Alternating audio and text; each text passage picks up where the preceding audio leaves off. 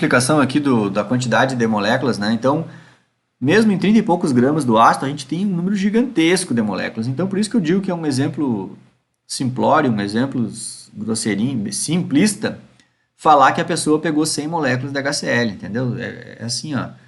Pegar 100 moléculas de HCl é bem dizer humanamente impossível, quase, porque é muito pouca molécula. Entenderam? Mas para explicar para vocês, o número 100 é muito interessante. Didaticamente ele é interessante, porque ele é um número pequeno. E a gente, quando a gente explica as coisas com números pequenos, o nosso cérebro entende bem rápido as coisas, né? Por isso que didaticamente é show de bola. Na prática é uma coisa impossível de fazer, pegar 100 moléculas de HCl, mas didaticamente é perfeito. Então eu posso explicar para vocês assim, ó. Como que a gente entende o que é um ácido forte? É o seguinte, a gente pode escrever a reação do ácido reagindo com água se ionizando, certo? E como a água vai arrancar um íon H+, e o ácido vai perder o H+ dele, eu escrevo duas, isso aqui em química a gente faz muito isso. A gente escreve duas linhas embaixo da reação ali de cima. Na linha de cima a gente fala das quantidades no início da reação, né? Quanto que eu tinha de HCl? E aí eu vou entrar com essa informação aqui, ó. Eu vou inventar numa hipótese, né, que eu tinha 100 moléculas de HCl, só, 100 moléculas. Joguei 100 moléculas de HCl dentro de um becker cheio d'água, tá? Quando eu jogar essas 100 moléculas de HCl num becker cheio d'água, quantas moléculas de ácido vão reagir com a água? No início, nada, entendeu? Porque no início, eu recém joguei as moléculas lá, então no início, nada, beleza. Só que depois que elas reagirem lá, essas 100 moléculas, aí sim, quando a reação entrar em equilíbrio, que elas já reagiram, todas que iam reagir e tudo mais, aí eu posso ir lá, digamos que tivesse um aparelhinho lá que eu conseguisse contar, e aí eu ia lá e ia contar. Então, ó, eu joguei 100 moléculas lá no becker com água. Aí agora elas já reagiram, agora eu pego o meu aparelhinho e vou lá e conto. Quantas moléculas delas reagiram? Aí eu ia observar que das 100 que eu joguei, 92 moléculas de ácido reagiram com água. E 8 não. Entenderam? Então, pessoal, esse meu exemplo com 100 aqui, por mais que ele seja meio idiotinha, mas a proporção é essa. Por exemplo, se eu aumentasse esse exemplo para 1000 moléculas, eu diria que 920 reagiram e 80 não, entenderam? Então eu estou sendo fiel nas proporções. E escolhi trabalhar com o número 100 por ser um número pequeno. É fácil de vocês imaginarem, certo? Então, essa aqui, pessoal, que está exemplificada aqui, é a realidade do ácido clorídrico, o nosso ácido que a gente tem no estômago. A cada 100 moléculas de ácido clorídrico, 92 reagem com água, só 8 que não. Então vejam que a maioria das moléculas do ácido presente lá na solução reagiu com a água, formando o cátion hidrônio. E é esse cara aqui que queima a nossa mão. Então, esse cátion aqui, ele é o reativo. Então, por isso, a gente diz que esse ácido é um ácido forte, porque a maioria das moléculas reagiu com a água. Outra coisa muito útil na química, uma pena que muitos autores de livro não usam, mas eu uso bastante quando dou aula, é nessas setinhas aqui do equilíbrio químico, a gente já deslocar a setinha para o lado onde a reação mais fica deslocada. Ou seja, se essa molécula reage bastante com água, é porque elas formam bastante os produtos. A gente escreve antes os reagentes e aqui a gente chama de os produtos da reação. Então, se essa molécula reage bastante com água, formando bastante os produtos, é bem interessante colocar a flechinha para o lado dos produtos maior que a flechinha para o lado contrário. Porque na química, uma coisa que vocês vão estudar no ano que vem, no segundo ano, é o equilíbrio químico. E sempre os produtos voltam a formar os reagentes, mas isso aqui é um equilíbrio. À medida em que isso aqui forma aquele lá, esse aqui forma esse aqui também. Mas as proporções se mantêm essas. Então, olhando as flechinhas, a gente consegue perceber que a gente sempre vai ter mais produtos do que reagentes, entenderam? É isso. Quando a reação entrar em equilíbrio, e se ninguém perturbar a reação, ela vai ficar eternamente em equilíbrio, ao colocar 100 moléculas de ácido na presença de água, eternamente teremos 92 moléculas desse jeito aqui e só 8 do jeito que era o HCl. Eternamente. Se ninguém perturbar esse equilíbrio aqui, ele vai ficar assim, né? Então, é isso. Cada vez que tivermos moléculas onde a maioria das moléculas perde o seu íon H+, a gente vai dizer que o ácido é forte, entenderam? E esse cálculo chamado grau de ionização é um jeito matemático de a gente calcular isso. Como é que a gente faz esse jeito matemático? Ele é muito simples. Embora eu não ensine para vocês com concentração, mas mesmo com esse exemplo aqui eu já posso fazer o cálculo. Para mim calcular o grau, o alfa, que a gente chama, né, que é o grau de ionização do ácido, é só eu contar quantas moléculas de ácido reagiram com a água. No caso foram 92. Então eu faço 92 dividido pelo total de moléculas de ácido que era 100. Então 92 dividido por 100, isso aqui vai dar 0,92. Esse número 0,92, pessoal, ele é um número fracionário. Ele sempre vai ficar entre 0 e 1. Pensem, vou dar o exemplo aqui para vocês. Ó. Vamos chutar aqui, né? Então, eu vou fazendo uma hipótese maluca aqui. Vamos chutar, eu sei que não é assim, a realidade do ácido clorídrico é essa aqui que está na tela. Mas vamos chutar assim, ó, que se eu botasse ácido clorídrico, e eu botasse 100 moléculas de ácido clorídrico, e depois que ele ficou um tempão lá com água, nenhuma se ionizou. Vamos chutar que nenhuma. Como que seria o meu cálculo do alfa? Seria 0 dividido por 100. Quanto que ia dar 0 dividido por 100? 0. Ou seja, se nenhuma molécula do ácido reage com água, o alfa, o grau de ionização do ácido é 0.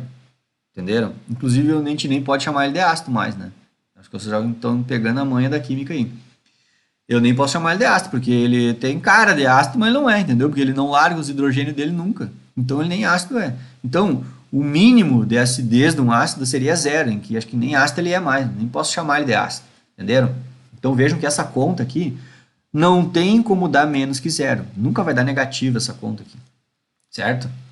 E agora vocês vão perceber que essa conta aqui, esse valor numérico, ele nunca vai dar mais que 1 também.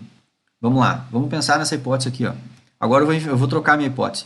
Imaginem que eu coloco 100 moléculas de ácido clorídrico em água, vamos chutar que todas reagiram com água. Bom, se todas reagiram com água, quando a reação entrar em equilíbrio, 100 moléculas de ácido clorídrico reagiram. 100. Eu joguei 100 e as 100 reagiram. Como que ficaria o meu cálculo do grau de ionização? Seria 100 moléculas que reagiram dividido pelo total de moléculas, que também era 100. Se eu tiver 100 dividido por 100, quanto que dá? Dá 1. Entenderam? Então, se todas as moléculas do ácido, todas, reagem com água, o alfa vai bater no máximo, que é o valor 1, entenderam? Então, quando a gente tiver um alfa, quanto mais baixo o valor numérico do alfa, né, quanto mais para próximo do zero, a gente vai ter ácidos em que poucos deles se ionizam, reagem com água.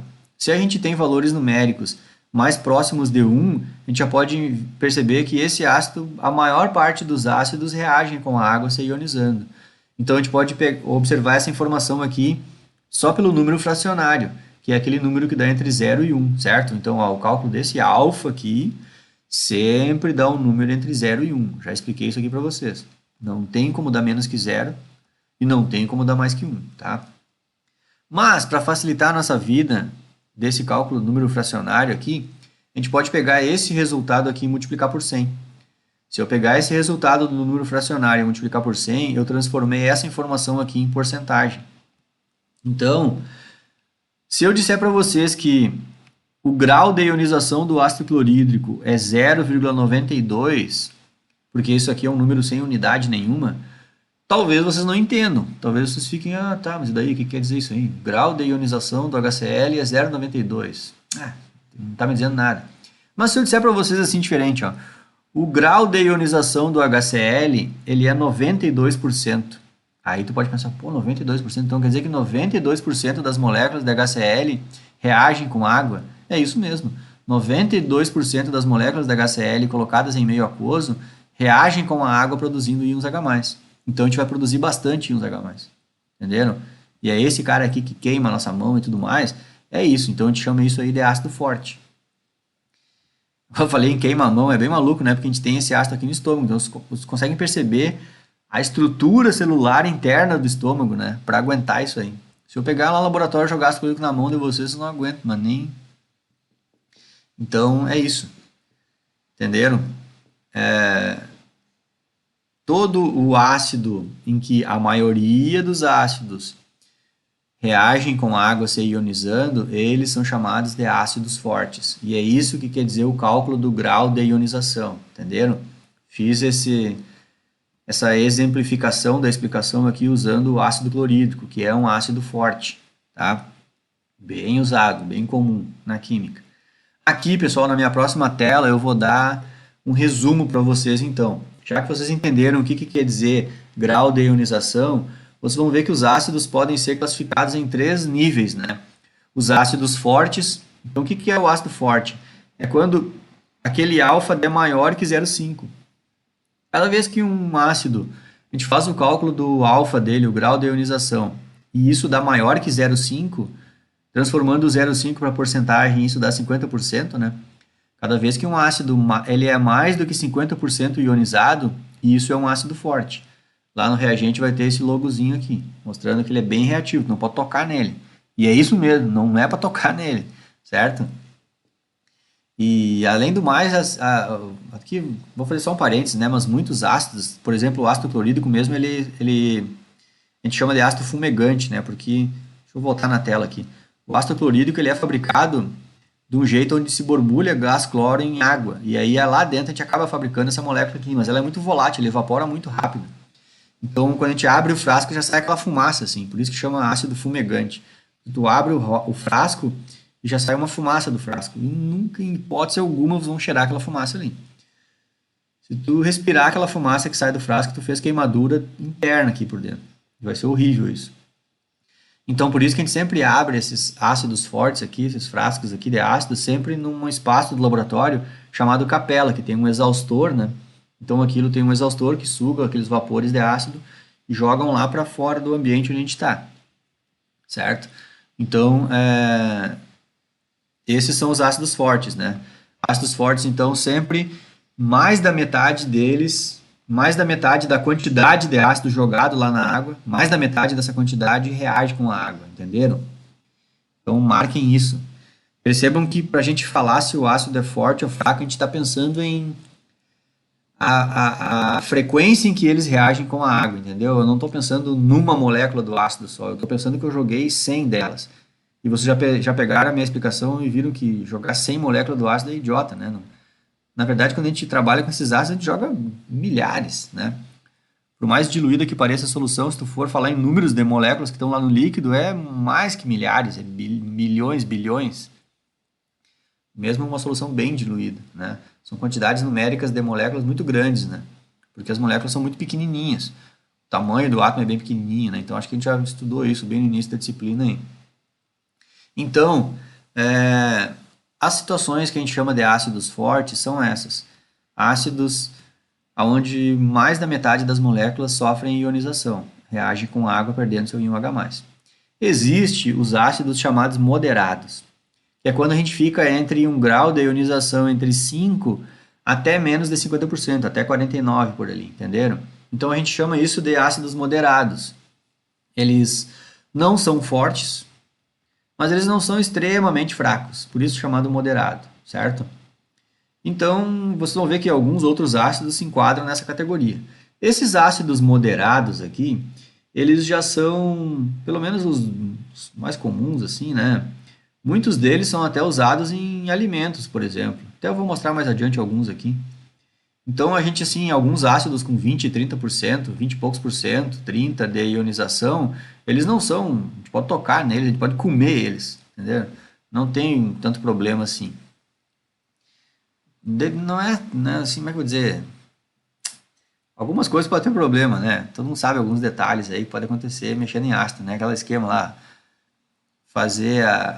mexer com limão e ir para o sol, né? Faz a queimadura na pele. Então tem outras coisas também. Não é só a partezinha só do íon H+ que vai reagir contigo. Por exemplo, passar a mão no limão lá, mexendo na mão, não tem problema nenhum, entendeu? É isso que eu tô falando. Agora, outras coisas podem ter. Aí já envolvem outras coisas, tá? Mas eu tô falando só do íon H+, o H3O+ ali, em tu tocar e queimar, que essa imagem ela fala disso, entendeu? Essa imagem é isso aqui, ó. Tu tocou, você ferrou, né? Bom, então existem os ácidos moderados, certo? Deixa eu fechar o vídeo aqui e seguir no próximo, peraí.